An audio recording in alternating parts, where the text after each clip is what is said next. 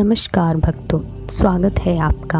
आज हम बैसाख मास के शुक्ल पक्ष की मोहिनी एकादशी की कथा और विधि के बारे में श्रवण करेंगे। धर्मराज युधिष्ठिर जी बोले कि हे कृष्ण जी, बैसाख मास की शुक्ल पक्ष की एकादशी का क्या नाम है तथा उसकी विधि क्या है, यह सब विस्तार पूर्वक करें। श्री कृष्ण भगवान बोले, हे धर्मनंदन, मैं आपसे एक पुरातन कथा कहता हूँ जिसको महर्षि वशिष्ठ जी ने श्री रामचंद्र जी से कहा था।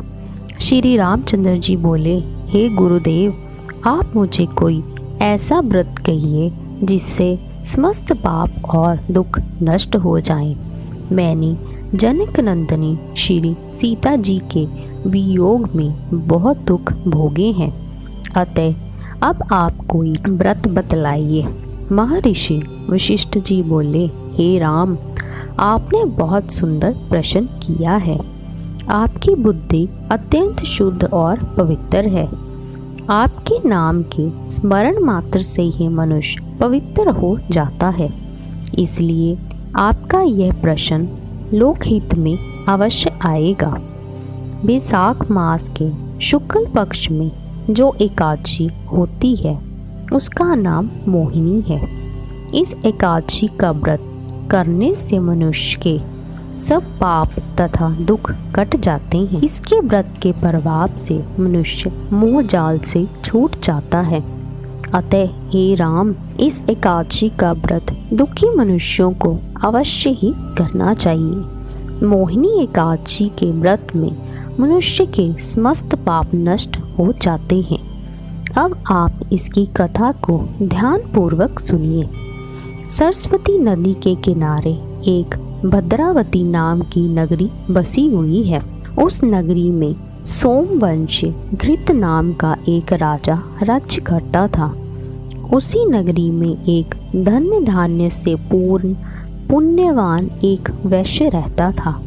उसका नाम धनपाल था।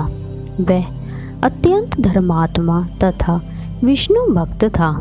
उसने नगर में अनेकों भोजनालय, प्याऊ, कुआं, तालाब, धर्मशाला आदि बनवाए। उसने सड़कों के किनारे आम, जामुन, नीम आदि के वृक्ष भी लगवाए। उस वैश्य के 5 पुत्र थे। उसका सबसे बड़ा पुत्र अत्यंत पापी था। वह वेश्याओं और गुंडों की संगति करता था। वह अपना समय जुआ खेलने में व्यतीत करता था।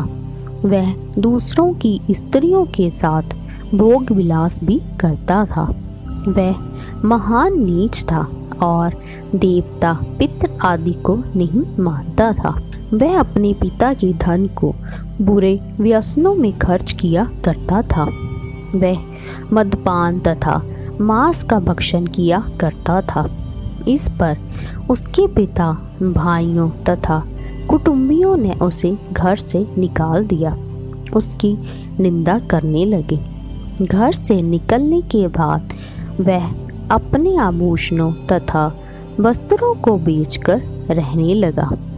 धन नष्ट हो जाने पर वेश्याओं ने तथा गुंडों ने भी उसका साथ छोड़ दिया। अब वह भूख और प्यास से दुखी रहने लगा। अब उसने चोरी करने का विचार किया और रात्रि में चोरी करने लगा। एक दिन वह पकड़ा गया, परंतु सिपाहियों ने वैश्य का पुत्र जानकर छोड़ दिया। वह दूसरी बार फिर पकड़ा गया और राजा ने उसे कारागार में बंद कर दिया। कारागार में राजा ने उसको बहुत दुख दिए और उसको नगर छोड़ने को कहा। अंत में वह दुखी होकर नगरी को छोड़ चला गया और जंगल में पशु पक्षियों को मार मार कर खाने लगा। फिर बहेलिया बन गया और धनुष बाण से पशुओं पक्षियों को मार मार कर खाने लगा।